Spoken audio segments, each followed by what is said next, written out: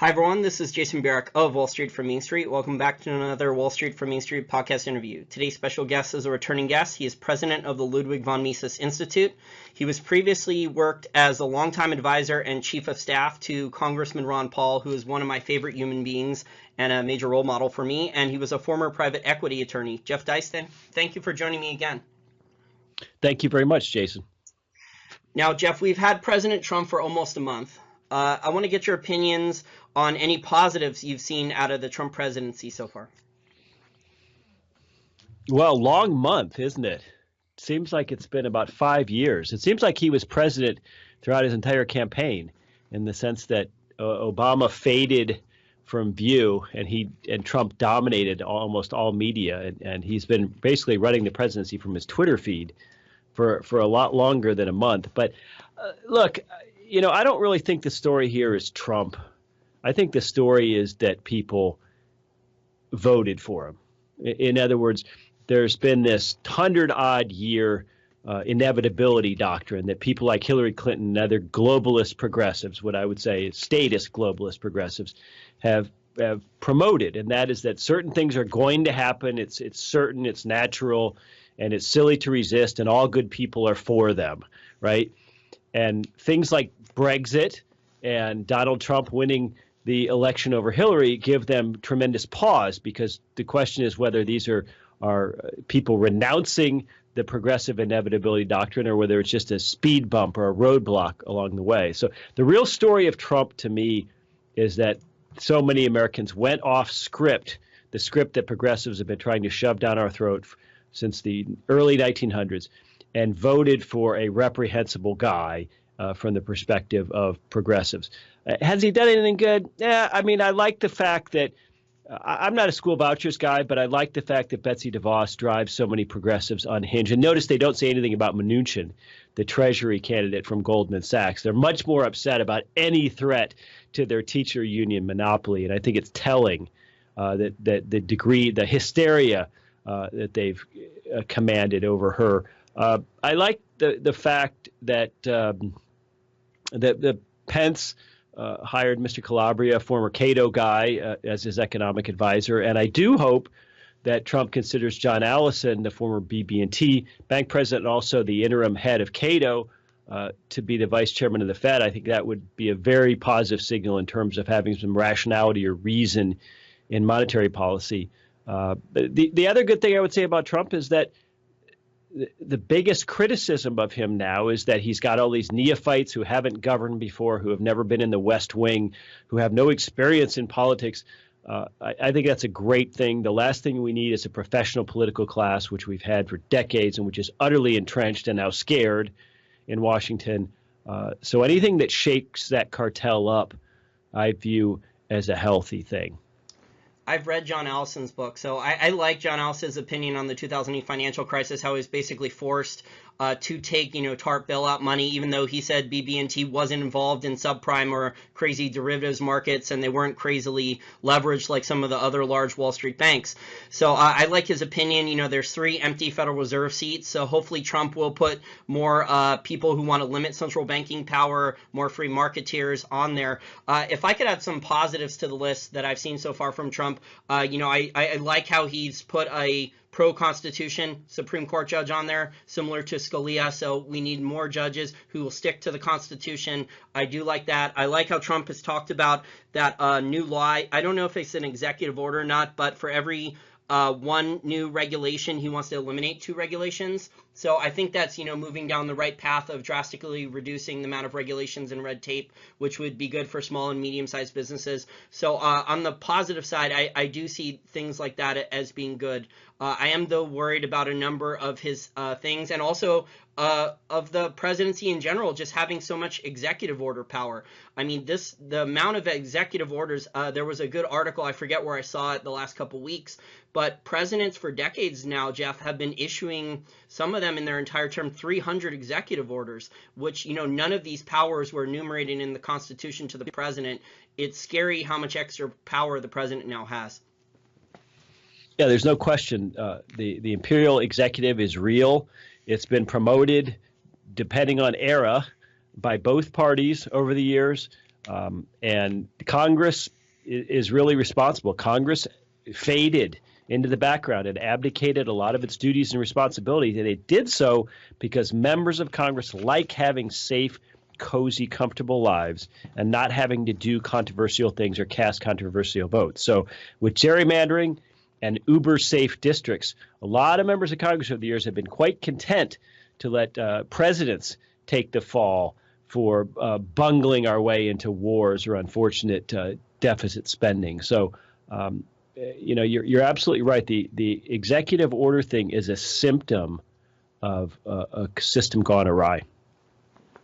Yeah, and it's been going awry. You brought this up, I think, for 100 years now. So this is something that people who are just waking up don't really understand. They maybe Trump has started to wake them up. Maybe they started to wake up before that. I woke up during the 2008 financial crisis and started to learn just how corrupt the banking system was, just how corrupt government was, and both parties were. This has been a fight now for 100 years. It started, with the progressives and Woodrow Wilson. They tried to get one world government passed with the League of Nations and the United Nations. They passed the Federal Reserve and the income tax. So they've been working in pretty much all these different industries to cartelize things. So, blaming Trump and calling him, a Nazi or a fascist, it's ridiculous, Jeff, because, we've had cartelization. We've had totalitarian government and basically authoritarian government, and it's gotten worse, it seems to me, for a very, very long time, long before Trump even decided he was going to run for president. No question about it. The progressive era is more than 100 years old now. So I would view Trump as a symptom more than a cause, but you're absolutely right. I want to ask you about some of the other negatives you think Trump has had. Trump's foreign policy, what's your opinion on Trump's foreign policy? Do you think he's going to go along with the deep state? Because it seems to me there's a big faction now among the deep state, the people who are pro-American, America first, pro-nationalist versus pro-globalist. And if you pay attention to some of the sources that are out there now, it seems that General Mike Flynn was basically spied on. So Trump's entire transition team was basically, as soon as Trump won the election, they just started spying and looking for blackmail material and leverage on all Trump's transition team. And Mike Flynn, since he was the one alerting the American public for years now that the CIA and the State Department, Hillary Clinton, Obama, were directly involved in creating ISIS with money and weapons, it seems, they wanted him gone first. So what's your opinion on if Trump will comply with the deep state with the foreign policy? Well, I guess that's part and parcel of the definition of the deep state is you're complying without even knowing about it, right? Look, what we're seeing here in terms of what you term the deep state or what we could also call the political cartel in Washington, what we're seeing is people who hate Trump so much and hate the idea of a real shakeup in Washington so much that they are willing to risk a resuscitation of a Cold War with Russia, or God forbid, even a hot war with Russia over Crimea or someplace like that, rather than allow their apple cart to be upset. This is how deep and seated and how long-standing some of these economic and political interests are. We shouldn't be surprised that they react badly when someone comes along and starts talking about America first, which is a great phrase, by the way. It drives neoconservatives crazy. America firsters were some of the most benign and noble people in American history. And moreover, what America first means when you actually look at its history is the idea that America should mind its own business, be concerned about its own people and interests first, and not meddle, intervene around the world, especially militarily. There's something ominous or sinister about saying America first. Now, can that sentiment or concept devolve into nationalism, especially when it comes to trade? Sure, it can. But the idea that Trump should be attacked for really what was his best selling point on the campaign trail in American first foreign policy shows you how distorted we've become and how accustomed we become to dominating the world, and how unremarkable it is to Americans as we sort of sleepwalk our way through Netflix and social media diversions that we should be engaged in so many countries around the world with military bases and still be fighting the longest war in our history in Afghanistan, and meddling with boots on the ground in Syria and still trying to patch together a country we blew up in Iraq. We've become immune to all this. It doesn't surprise or anger us anymore. We just become used to it. It's kind of like the national debt.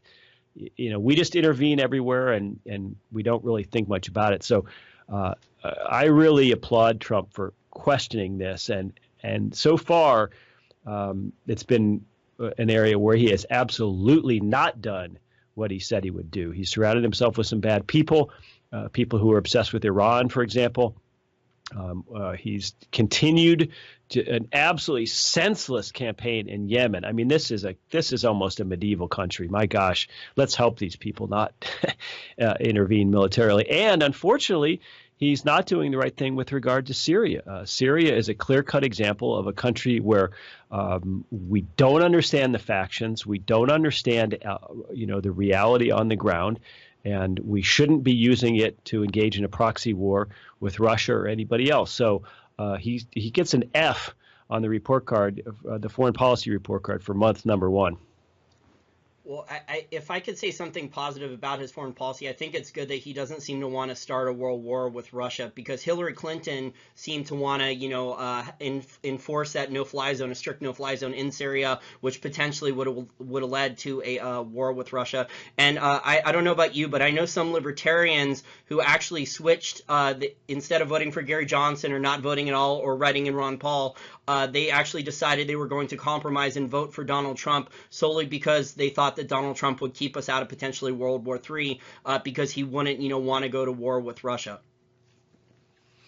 Yeah, and I understand that rationale. There's Murray Rothbard, toward the end of his life, said he finally thought that war was the single most important libertarian issue, because not only does it deprive people of their liberty, and in terms of people obviously lose their lives or get hurt on both sides of any conflict, but they also lose their sovereignty when one country invades another, their natural right to determine the course of their own lives. But war also has a huge impact on the domestic front.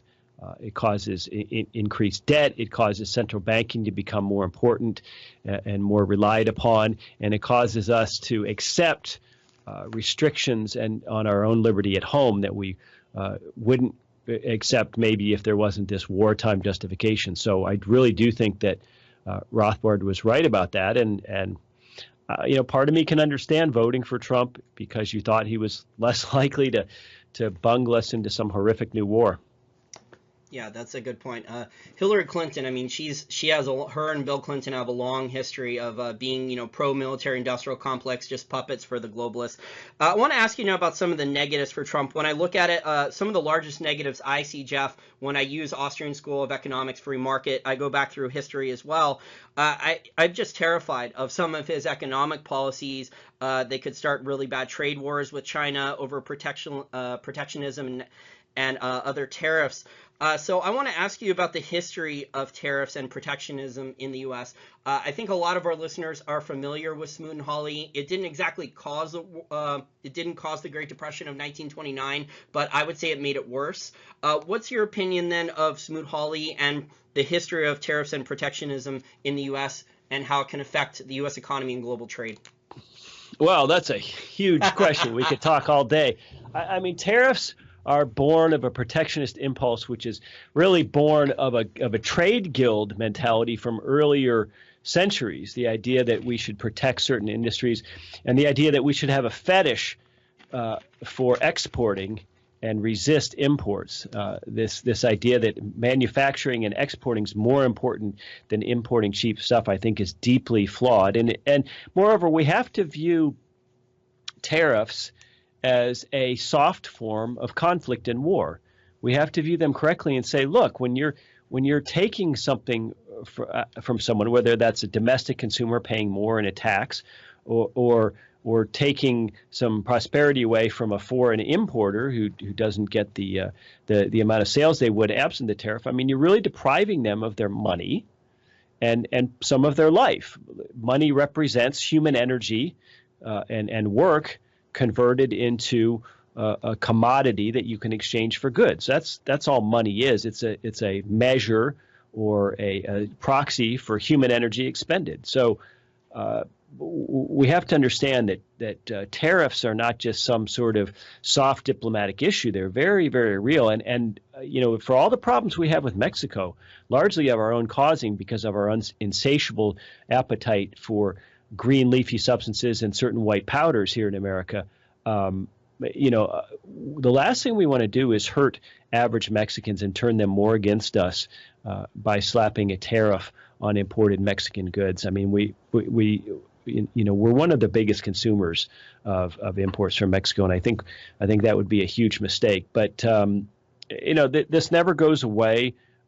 Free trade is not a 1 or 2 sentence soundbite that you can just go on CNN and turn on a light bulb in people's heads. There's just a lot of people look at it and say, well, gee whiz, it is good if we produce things at home. And gee whiz, it is good if we have manufacturing jobs in America because, as with so many economic issues, they can only see what's right in front of them. They can't understand the unseen, or it's difficult to understand the unseen that Bastiat spoke about. So, we're never going to win the free trade battle, the battle of ideas, as easily as we think, because both theory and history, in my opinion, have proven time and time again the case for free trade.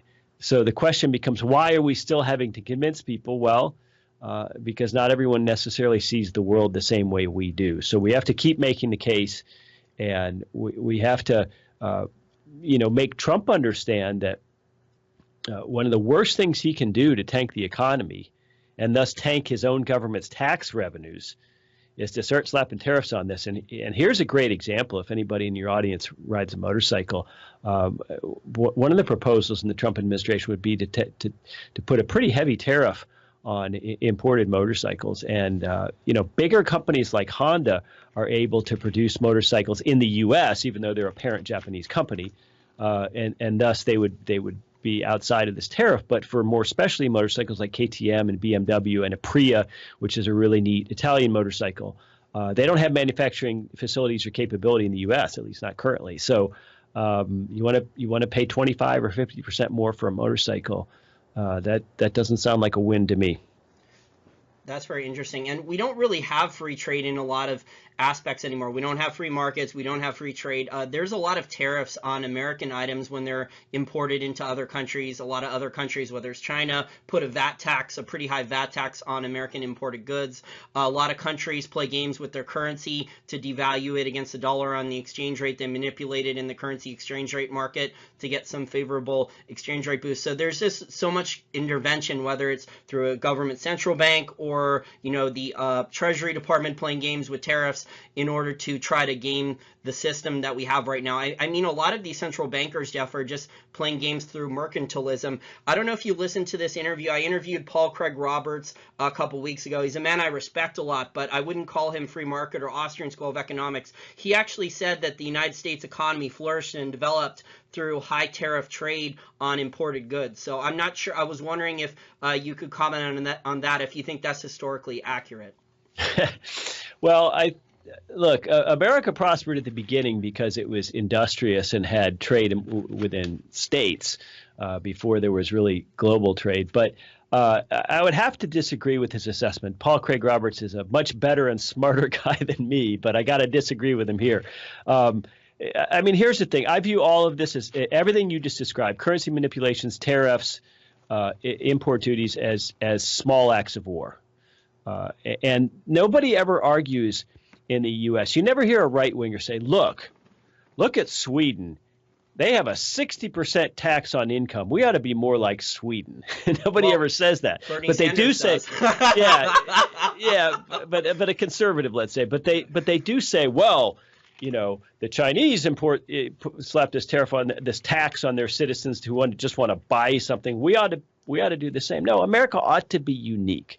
America ought to be an example. America shouldn't follow other countries. We should go our own way. And look, it's going to be awfully hard I think, as a political matter, to really start slapping imports on all the stuff we buy on Amazon, for example. I mean, people are going to notice this. It's going to make us poorer.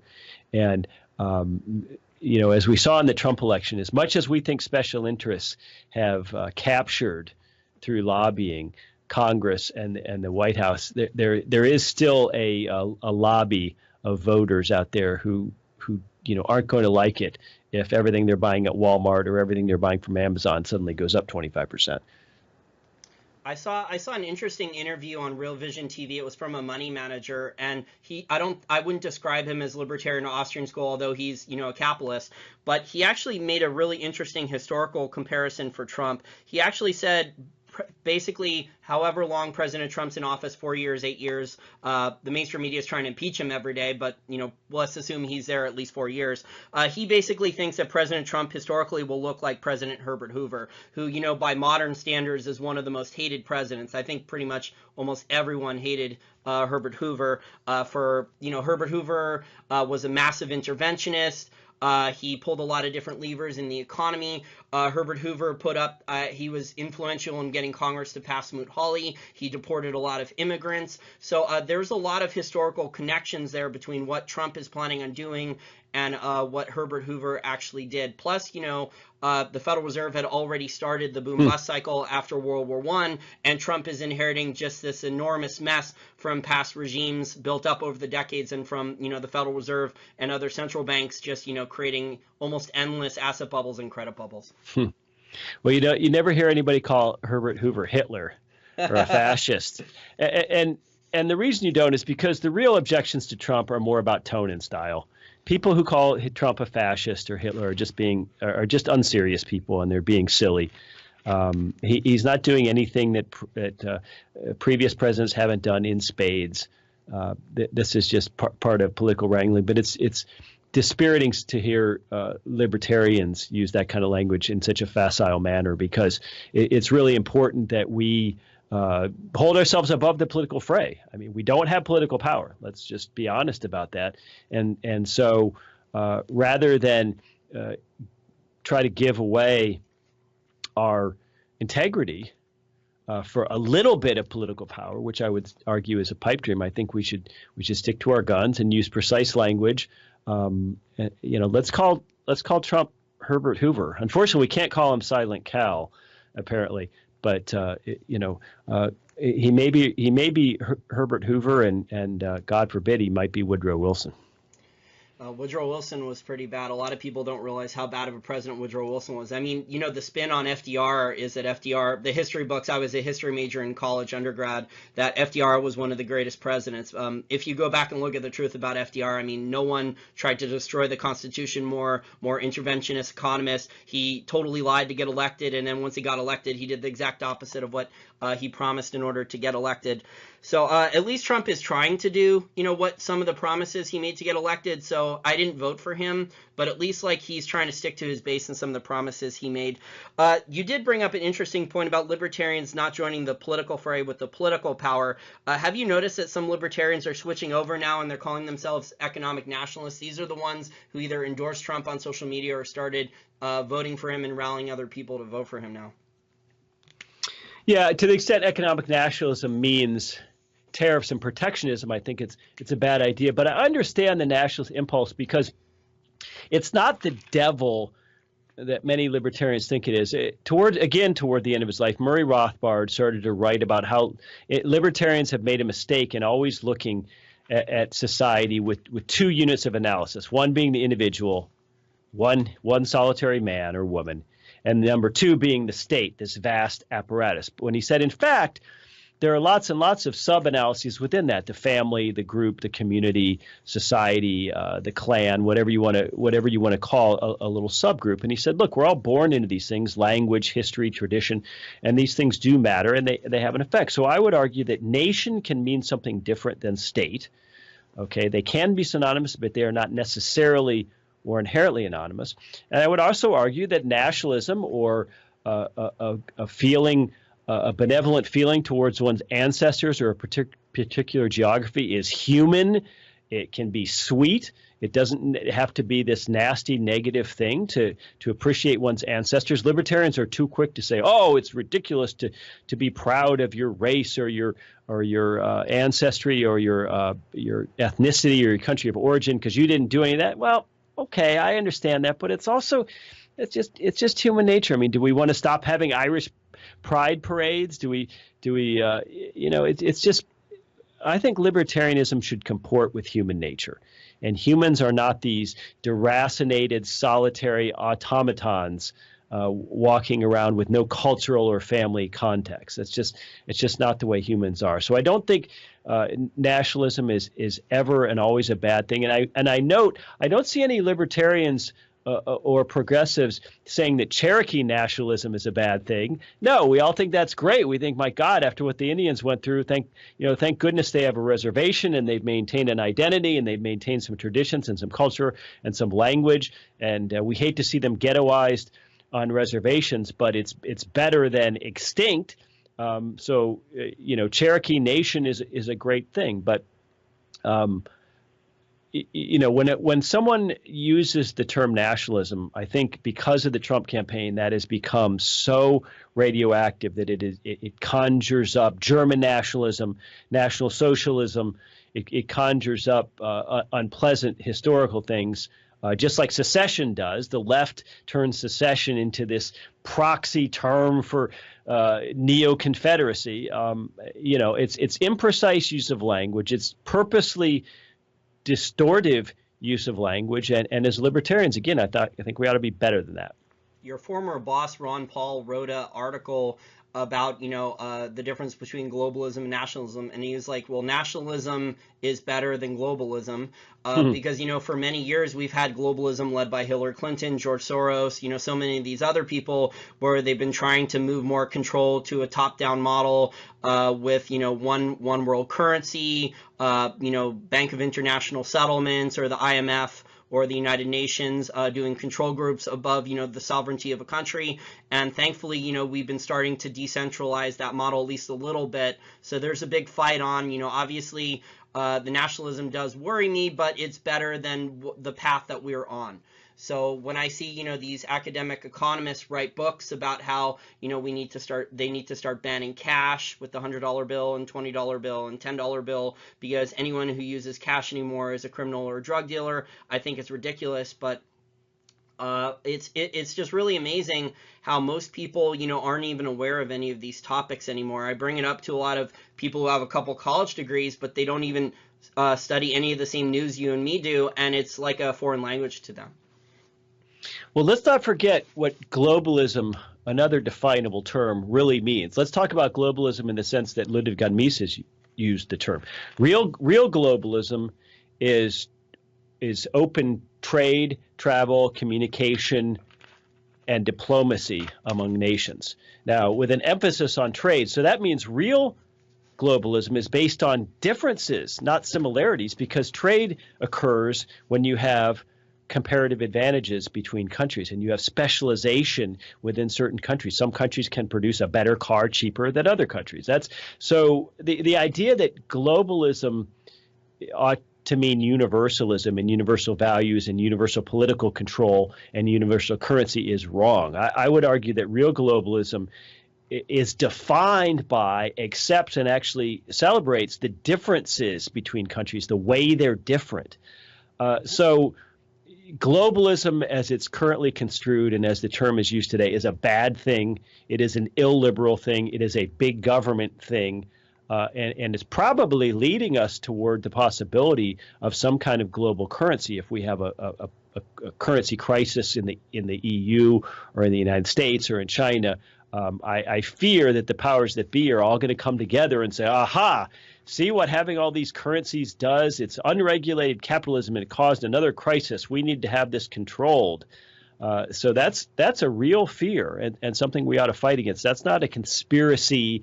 That's not a tinfoil hat idea. If you read Jim Rickards' Strategic Intelligence newsletter, you will understand that these kinds of talks are very much underway at the IMF. So, I do think nationalism, if the choice was between nationalism and globalism, I agree with you. I'd have to take nationalism at this point.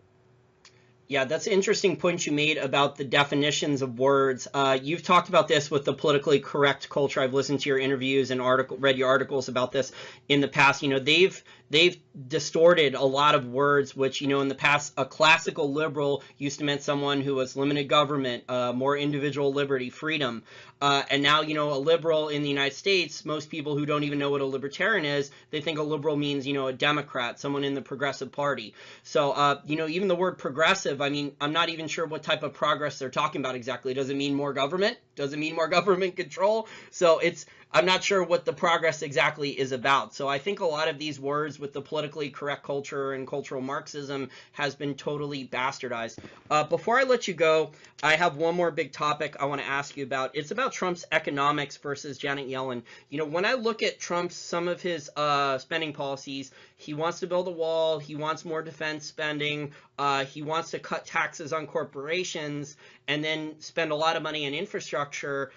I see that there's probably going to be a lot more inflation coming. Is that also what you view too with Trump's policies? Well, sure. If he really wants to spend the way he's talking about spending on the military and on infrastructure, we are going to have deficits, and we're going to have large deficits. And for the last 20 odd years, the manner in which we pay for those deficits is to sell Treasury debt.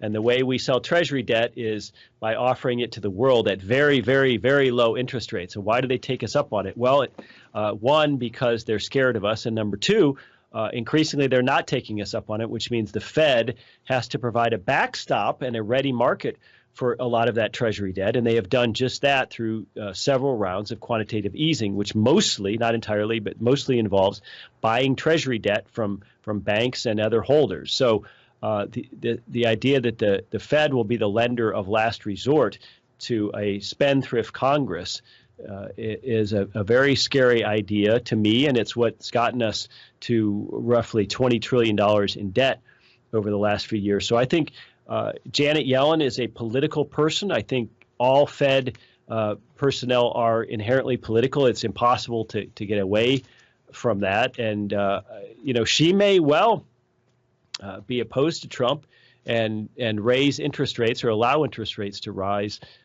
to hurt him politically. That's certainly not unfathomable. There have been conflicts between presidents and Fed chiefs before. Just look at the late Paul, well, not the late, I'm so sorry, Paul Volcker, who's still very much alive and with us and a great 90-something-year-old man. So it's going to be very interesting because on the one hand, how does the Fed continue to keep people interested in buying U.S. treasuries when the whole world knows, Jason, that we're never going to pay off our debt in any meaningful sense of the word? And, we might pay it off nominally. So, well, the normal way to keep people buying your debt is to raise interest rates, give them a better rate of return on it. I would argue that at this point, we're so out of control that people ought to demand junk bond rates before they loan Uncle Sam a dime. So does she raise rates in order to keep the Treasury market alive? If she does, all of a sudden, Congress has to have a much bigger part of its budget every year devoted to interest payments. It's currently only about $240 billion. That could very easily get up to $1 trillion. So there's a whipsaw effect from raising interest rates that is going to make her very unpopular, and it's also going to hurt the economy, at least in the short term, and make Trump angry. So this is a conflict. It's coming to a head whether anyone likes it or not. And we live in interesting times, and we'll see how Uncle Sam prepares to deal with its debt. In other words, to pay for the party we've been having for 30 years. I've been thinking about this question a lot. So you posed it's a very interesting topic, Jeff. I think, there's about $20 trillion in retirement accounts and 401ks and IRAs in the U.S.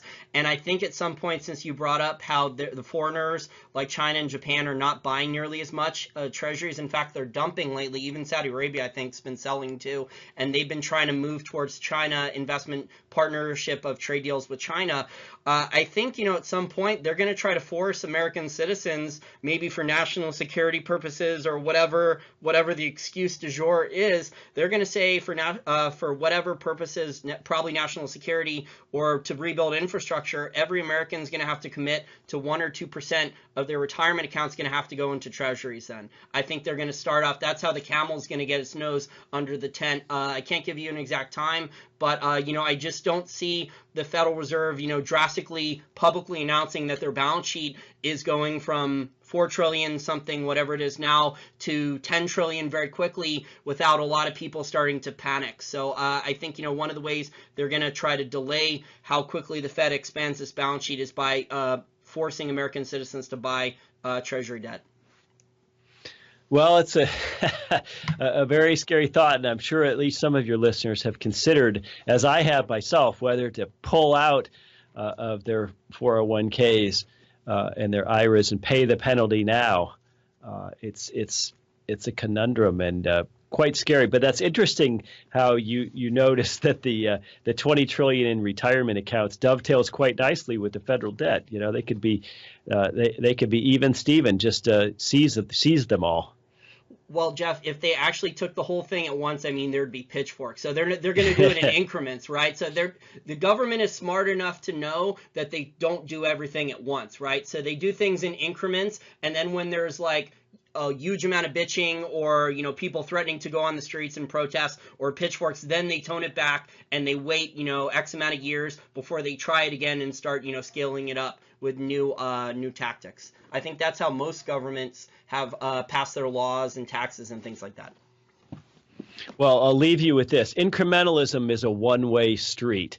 It works for progressives. It doesn't work so good for libertarians. So I think we need to be thinking big in terms of striking the root rather than trying to make tiny adjustments to public policy. Excellent. Yeah, I don't like incremental at all. So that's why I do this podcast and interview guests like you to help wake more people up to exactly what's going on. I just get a lot of people arguing with me about how good Trump is and, these tariffs that if Trump puts them on China or Mexico are going to bring back so many jobs.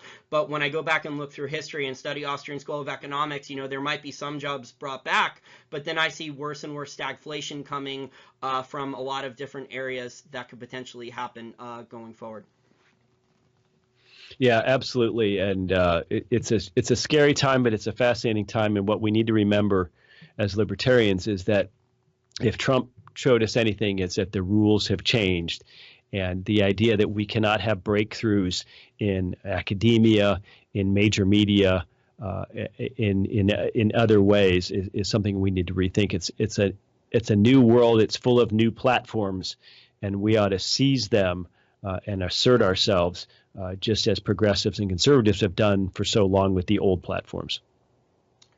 All right. Well, is there any Mises Institute or Mises Circle events coming up?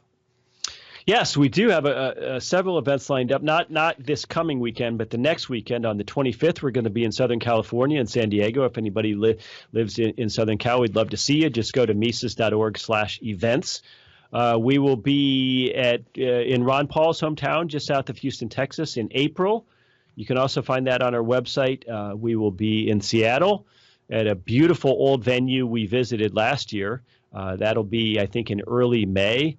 A really, really great event that we had there before. Later in the year, we'll be in Dallas, Texas. We're going to have a big gala event in New York City in October. So if anybody out there is a fan of the Mises Institute or a fan of Murray Rothbard, whom we'll be honoring, absolutely look it up because we'd love to see you in October and meet some of you.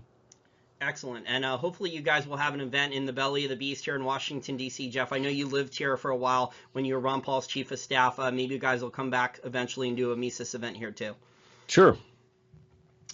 Okay, great. Well, thank you for your time, Jeff. I appreciate it. And keep up the great work that you guys are doing at the Mises Institute. You guys are doing an excellent job over there and producing really quality content. And there's lots of good ebooks for our listeners and audiobooks who want to go learn Austrian School of Economics.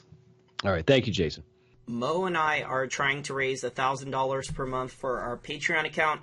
We have over 2,600 viewers per YouTube video. So if we can get most of our loyal listeners or all of our loyal listeners to donate $1 per month or up to $5 per month, which would be amazing, that would cover most, if not all, of the money that we need.